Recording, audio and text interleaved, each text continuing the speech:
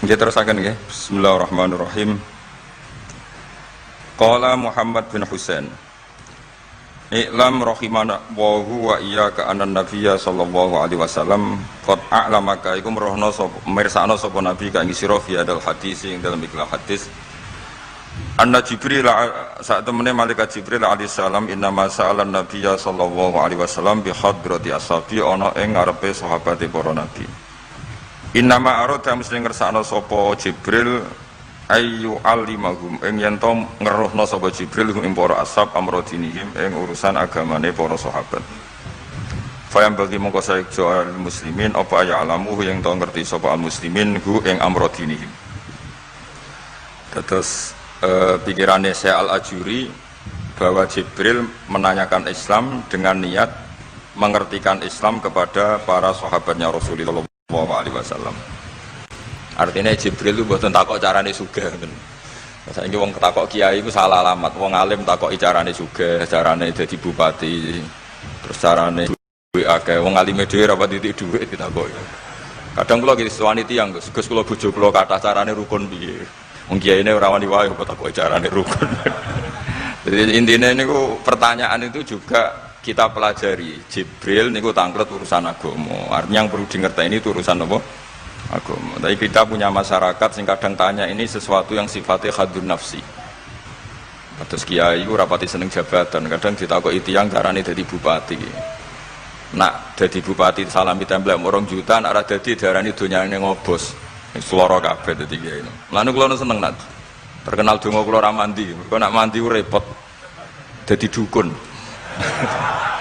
Jadi niki ku repot. Kula gak ada cerita tentang Mbah Hamid Pasuruan. Diceritani bapak kula, Bapak Nurian Lami ngaji kalian Ki Hamid.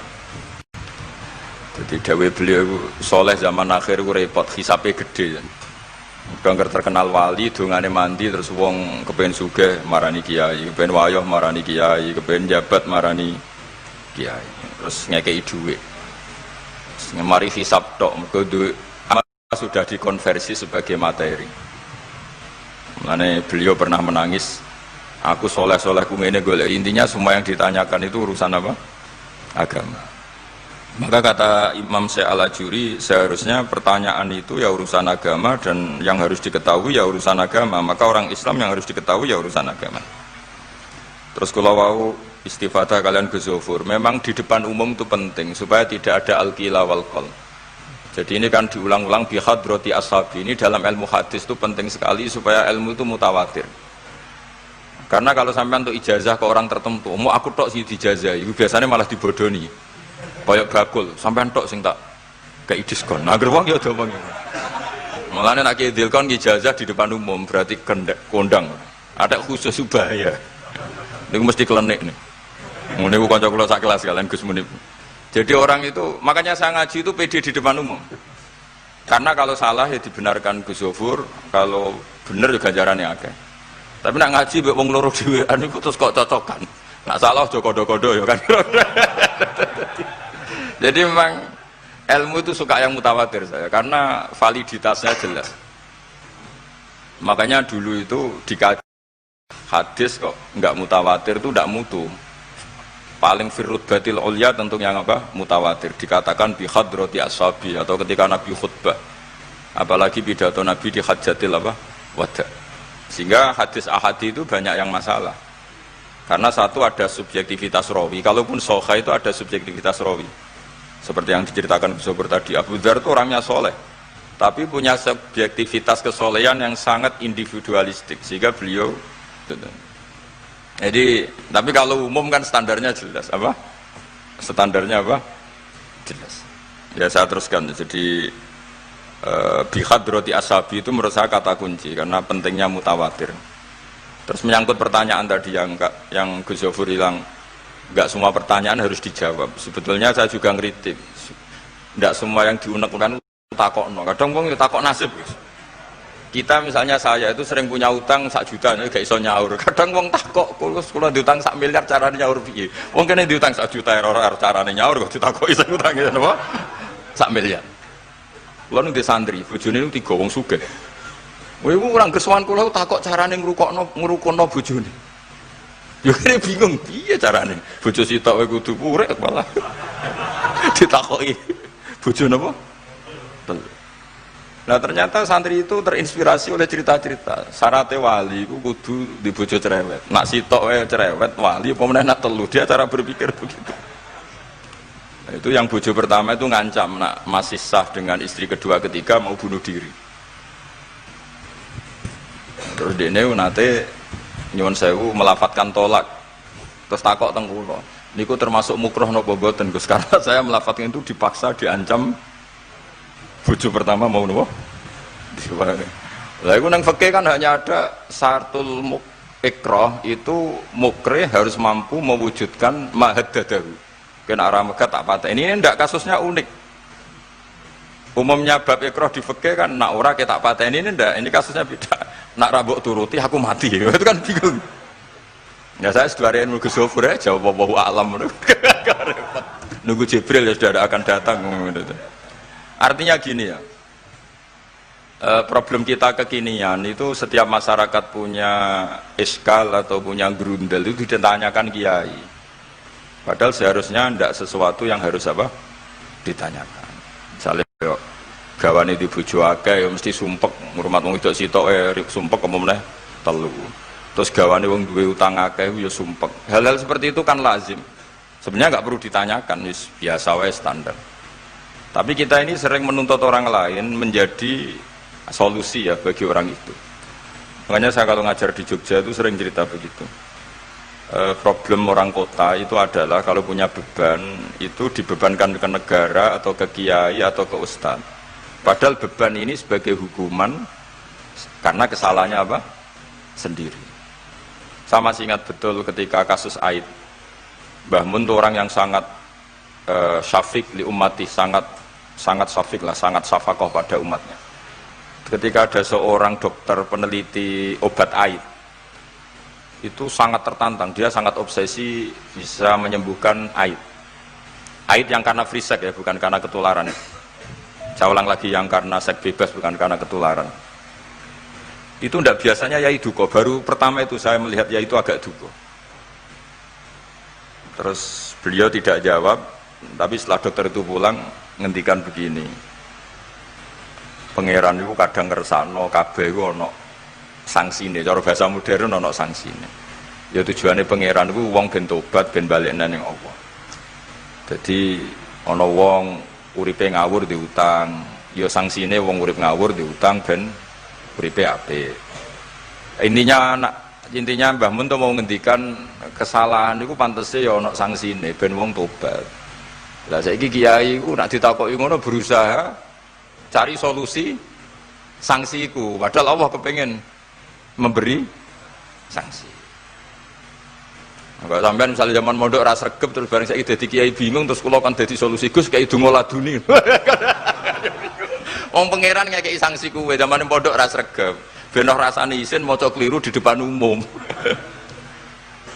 Malah yo ijazah napa? Laduni. Jadi itu pelajaran bagi saya menurut saya. Jadi kata Mbah Mun la'allahum yarji'un itu la'allahum yantahun yang di Quran itu satu kesalahan itu pasti Allah itu menghendaki ada apa?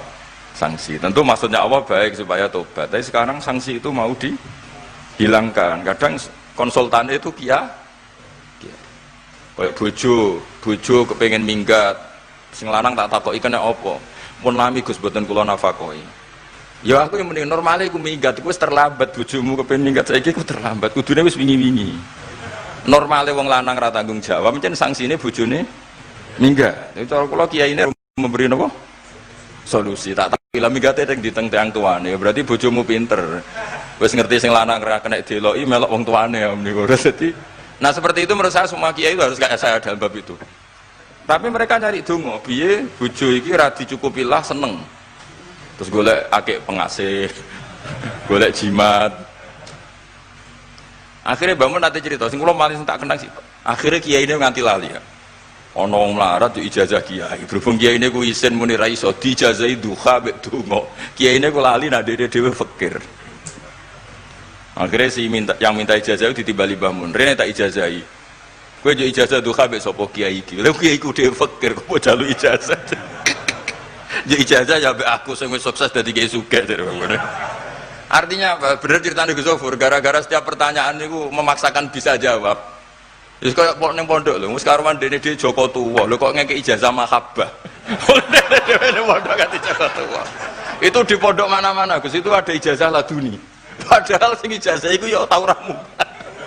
Sekolahnya ora tau munggah. Ngono dicalon ijazah laduni yo. Coba di pondok-pondok beredar gak ijazah ketemu Nabi Khidir? Beredar. Padahal yang ijazahnya juga gak pernah. Nah itu karena yang diceritakan seperti tadi, memaksakan bisa. Jadi karuan dekne dhewe ra iso ya santai wae. Nah, aku pengen ngipi ketemu Rasulullah itu beredar gak ijazah itu? Mungkin Pak Del kan yang pernah mengijazahkan itu. Tapi ora tahu. Sampe tahu ijazahnya Pak Zakaria? Oh, jadi apa? Ijazah terus ya. Karena Jubir Torekoh nih. Jadi intinya kalau tidak bisa ya bilang saja tidak bisa. Sampai apa? Jangan kita lupa tadi, sampai lupa daratan tadi. Karena problem negara kita termasuk itu. Semua intelektual, semua pakar kalau ditanya problem negara itu semuanya jawab. Akhirnya kan gaduh. Semuanya punya rumus, semuanya punya versi. Akhirnya gaduh. Misalnya pemerataan Indonesia rumusnya gimana? Yang satu bilang, wah ibu kotanya dipindah. Yang satu bilang, harus ada sentralisasi di Jawa supaya ada kualitas A, ada kampus terbaik, ulama terbaik. Kalau diratakan nanti kemampuannya rata itu justru tidak bagus. Yang ketiga enggak, wah kualitas demokrasinya dijaga. Yang satu enggak, demokrasi tanpa ekonomi tidak bisa. Sehari santri ya sedunia rasa pikir besok mati ben. Nah itu kan karena memaksakan jawab akhirnya ada kegaduhan tadi. Zaman tabiin yang masih ada sahabat banyak. Sebetulnya bukan zaman tabiin banget karena zaman itu masih banyak apa? Sahabat. Itu mereka cara berpikir sudah semua ahlun nar itu redaksi di Quran tuh khalidina fiha, sehingga zaman tabi'in sudah banyak yang berpikir nggak ada kemungkinan orang sing yukhrajuna minan nar. Sehingga terus ada kafilah itu, ada delegasi, ayo kita ke Medina, semoga kita ketemu sebagian ashabu Rasulillah. Sehingga cerita akhirnya ketemu beberapa sahabat.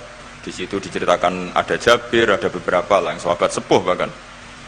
Nah terus si Jabir ini, sahabat Jabir ini cerita kalau itu memang ada bisa syafaati Rasulillah Sallallahu Alaihi Wasallam. Tapi satu kontingen ini yang tetap berpikiran tidak ada syafaat itu banyak. Alasannya semua cerita tentang ahlun nar adalah khalidina fiha. Ketika Jabir masih hidup itu ya sempat terjadi debat. Loh itu yang khalidina fiha itu amma ahlun nar alladzina hum ahluha. Memang dia berhabitat neraka, memang alamatnya neraka. Kalau sehingga ini menjadi khas.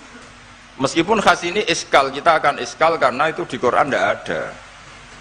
Tidak ada maksudnya nggak ada secara sorry yang menerangkan ada kaumin sing yukhrajuna minan nar. Makanya saya Al-Ajuri ngendikan ciri khas ahli sunnah adalah mengimani adanya kaum sing yukhrajuna minan nar. Karena itu zaman tabi'in sudah ada polemik.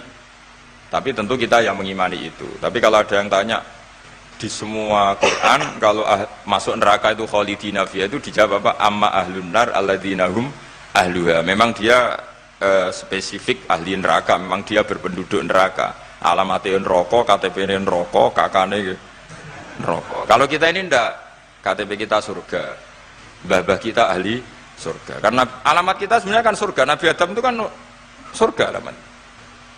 Makanya saya ngaji di mana-mana itu betapa baiknya agama ini. Karena kunci surga kita sudah dikasih tahu miftahul jannah. Sementara kita tidak tahu kuncinya neraka. Jadi kena mlebu neraka itu kebangetan. Wong ora roh kuncine kok mlebu. Tapi jare kancaku, wah gak ono pintune Gus, langsung blusek. Ini problemnya itu. Tapi nek sampean mlebu neraka itu kebangetan. Karena yang kita punya kuncinya itu surga, kita tidak punya kunci neraka. Ono sing dikunci neraka, mboten to? Nah, harusnya kita nggak bisa masuk neraka karena nggak punya kuncinya. Jadi kalau nak maca hadis miftahul jannah la ilaha illallah itu syukur itu lah. Cek apike Kanjeng Nabi, wong kunci kok didudono. Itu kan luar biasa. Jadi orang memahami hadis itu. Saya ini tahadus bi nikmah, ini mumpung ada Gus Zofur, ini saya tasihkan. Wal asri demi masa, demi waktu. Saya ketika baca ayat yuridu wa bikumul yusra wa la yuridu bikumul usra. Dengan ayat wal asri demi waktu. Itu memang luar biasa Islam itu. Coba ya. Kita baca kalimat tauhid itu kan hanya butuh waktu setengah menit, mungkin tidak ada la ilaha illallah Muhammadur Rasulullah. Waktu yang sesingkat itu bisa menghapus kekafiran di masa lalu. Jadi misalnya orang kafir 70 tahun, itu terhapus kekafirannya hanya dengan singkat melafadzkan la ilaha illallah Muhammadur Rasulullah. Dan waktu pas dia melafadzkan syahadat ini momen paling dikenang ketika nanti di akhirat. Wal asr, demi waktu. Jadi artinya apa? Momen terbaik kita adalah ketika melafadzkan itu. Dan kalimat itu mudah. Dan sah, asal belum yughorghir, belum kelerek-kelerek, sah. Dan tanpa syarat. Misalnya sholat tidak butuh suci, butuh nutupi aurat, butuh melakukan rukun dan syarat. Syahadat enggak. Lau talaffadhu kafirun biyadi syahadah, mesti apa sohat hadi syahadah. Padahal kafir urung adus ijek cerita ya betapa agama ini mudah. Ya kan kalimat yang bisa menghilangkan kekafiran kemudian tidak banyak syarat. Coba kalau kamu mau sholat, syaratnya kan macam-macam. Mau zakat, ulama Islam. Ya, terus kita harus menghindari perilaku tertentu. Yang perilaku itu zaman Nabi sudah sangat diperingatkan. Misalnya yang masyhur itu Khawarij. Khawarij itu kelompok yang sangat soleh secara zahir. Yes, ibadahnya kata Rasulullah laisa siyamukum kasiyamihim wa qiyamukum kami qiyamihim. Jadi puasa kamu sahabat enggak sehebat puasanya orang apa? Khawarij. Ibadah kamu enggak sebanding ibadahnya Khawarij, tapi mereka sangat biadab. Ya murukuna minaddin murukosahmi minar ramiyah yaqra'unal Qur'an la yujawizu hana jiro. Dan di antara kesolehan yang berlebihan ini kata Nabi apa? Yuqatiluna ahlal Islam wala yuqatiluna ahlal authan. Kalau dijak musuhi sesama Islam semangat, tapi dijak musuhi yang jelas salah ndak semangat. Ini kelompok sing hadarona humun nabiyu, kelompok yang kita diperingatkan Nabi untuk sangat apa menghindari. Karena logikanya jelas ya. Orang yang kafir saja inginnya Nabi menjadi muslim dengan diajarkan syahadat.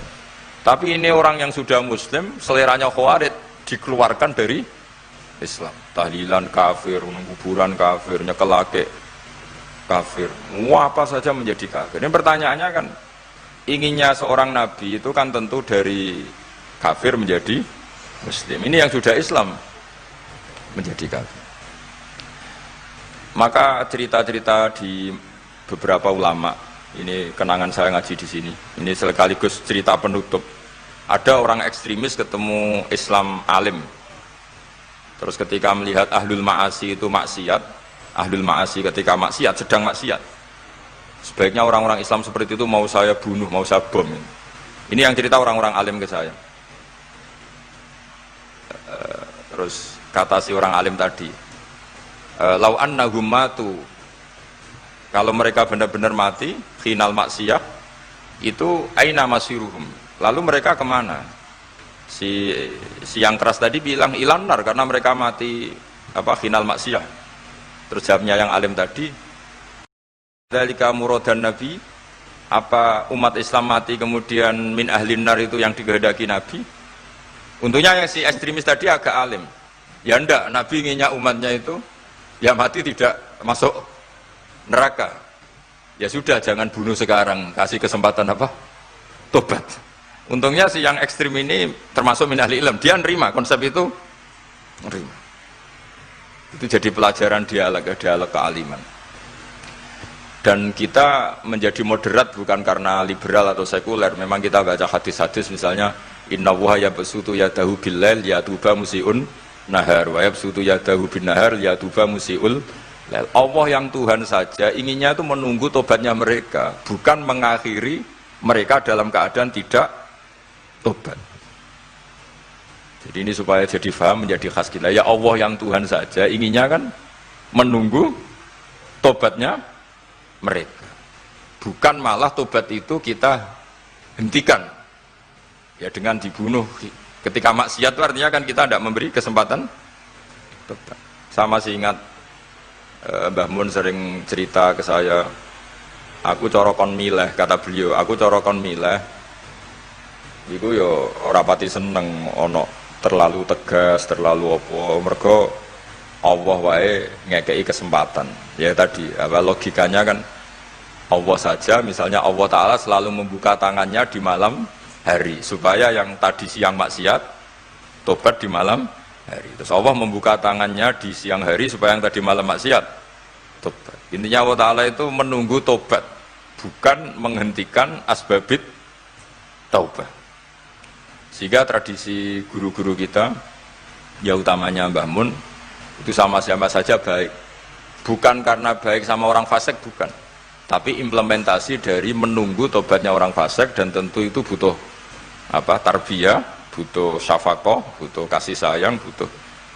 Saya masih ingat ketika beliau baca kitab di karangannya Imam Sa'roni itu, Tambihul Mukhtarin, itu diantara madzhab Imam Sa'roni itu Al-Hikmah Dolatul Mu'min, itu beliau juga menambahkan wal fasik Dolatul Mu'min.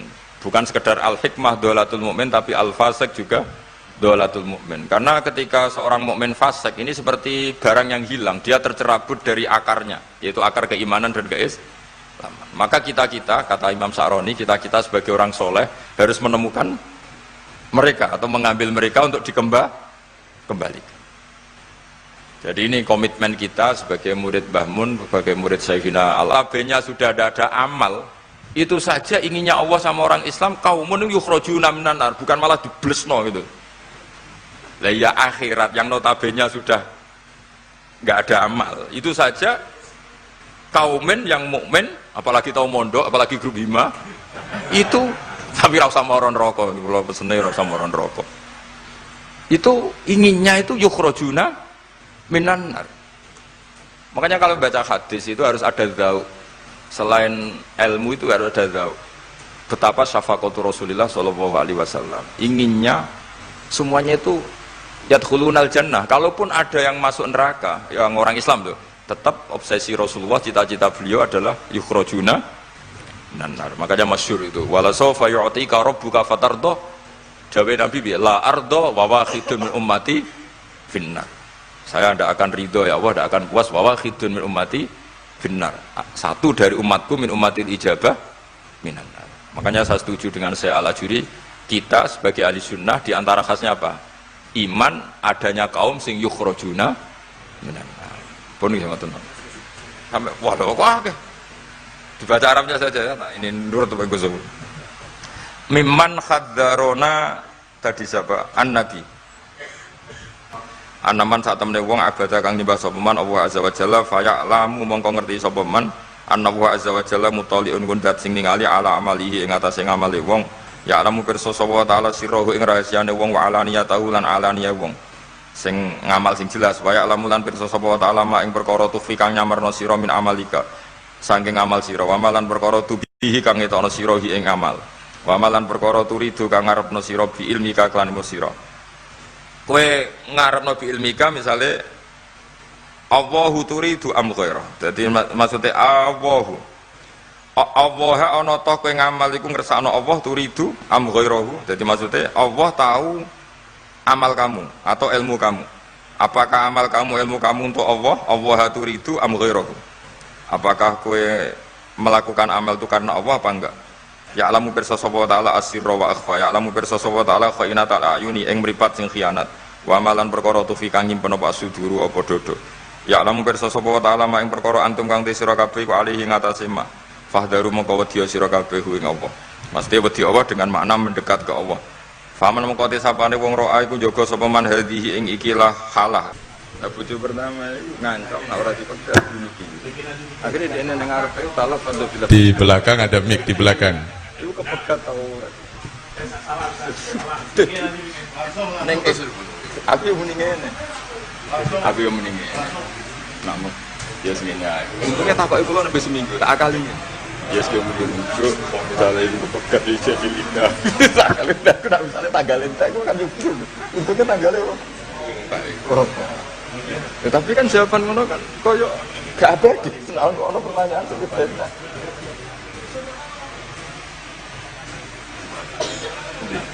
Wonten Bu bagus. Sing ketemu-temutan iki. Betul. Kosok Napa? Mati. Di ketemu-temutan. Iki. Bismillahirrahmanirrahim. Assalamualaikum warahmatullahi wabarakatuh. Bagi para hakim ya HKI itu kompilasi hukum Islam ya, sementara yang dipakai ya KHI itu yang dipakai oleh pedoman untuk memutuskan yang diajukan ke napa jenenge di mahkamah-mahkamah yang berurusan dengan terutama pernikahan. Apakah karena kan khilafnya fikih kan akeh. Khilaf napa jenenge fikih niku kathah. Nah, kula nggih mboten ngertos niku KHI niku. Yang saya tahu ya pokoknya KHI itu nggih niku napa jenenge sudah pilihan-pilihan di antara ulama dijadikan pedoman bagi para hakim. Karena itulah ya kadang-kadang nyun sewu hakim-hakim itu yang dipelajari ya KHI. Ora patio ngerti fikih yang bulat yang banyak, asal bisa KHI ya insya Allah bisa jadi hakim, bisa jadi penghulu.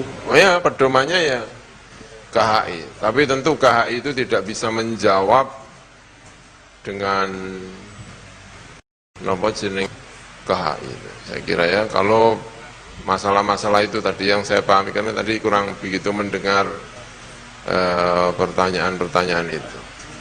Jadi tetap bagaimanapun butuh jawaban, butuh pengetahuan tentang fikih sunnahnya, fikih Al-Quran juga butuh. Kemudian aqwalu al-ulama itu juga dibutuhkan. Dan tentu untuk kasus-kasus di Indonesia, terutama untuk memutuskan banyak hal kasus di Indonesia, sangat membutuhkan KHI, karena itu yang secara resmi kayaknya dipakai di Indonesia, kompilasi hukum Islam. Ya. Walaupun tentu tidak semua ulama Indonesia menyetujui KHI ya, karena ya KHI itu sudah pilihan-pilihan dari berbagai madhab, dan di Indonesia masih butuh madhabnya itu bisa macam-macam ya, kadang-kadang nek ora dikai Syafi'i ora gelem dan lain sebagainya, itu ya problem dalam kasus per kasus. Saya kira itu. Oke, terima kasih ya. Terima kasih. Barangkali masih ada penanya yang kedua, kami persilakan. Terakhir. Ya betul bagus. Assalamualaikum warahmatullahi wabarakatuh. Badhe tanglet kalih Gus Baha. Terose kan jenderale ilmu niku tauhid. Pertanyaan kula, hakikate Gusti Allah niku sinten? Hakikate Adam niku sinten? Hakikate Muhammad niku sinten? Terima kasih. Wassalamualaikum warahmatullahi wabarakatuh. Wah, keren. Santri ndiren, Gus. Iya, bagus lah.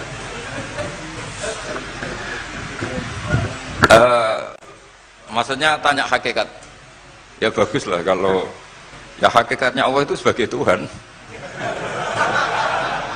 Terus cara mengenal Allah itu paling gampang, sehingga Imam Sibawayh bilang Allah itu a'raful ma'arif. Saya ngaji di mana-mana itu kampanye saya begini.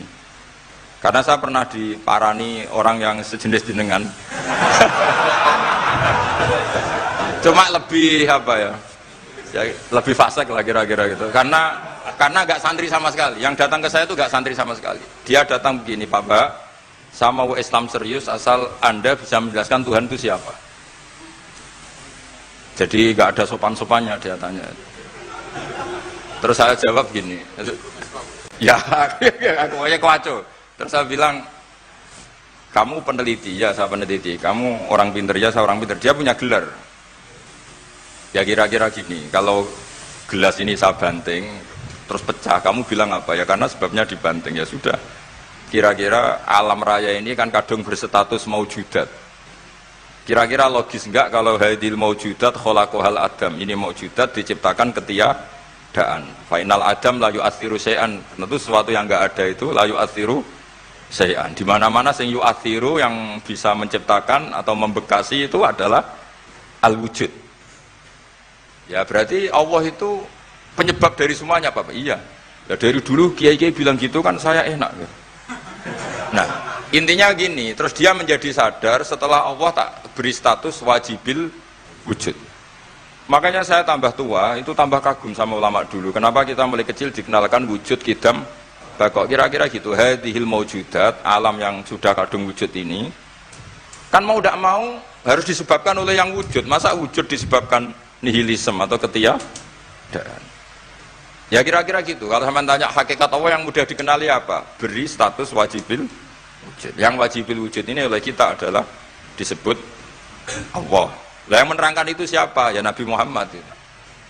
Lah Nabi Muhammad turunannya siapa? Ya secara zahir turunnya Nabi Adam. Kan ya sudah gitu kira-kira.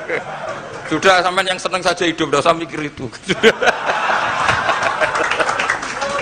Ya sudah kita aja.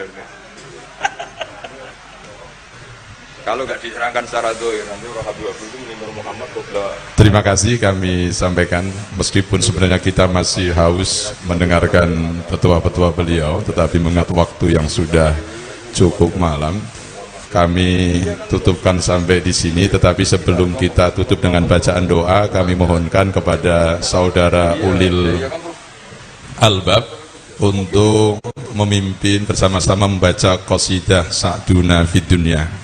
Kepada sahabat rekan Ulil Albab kami persilahkan.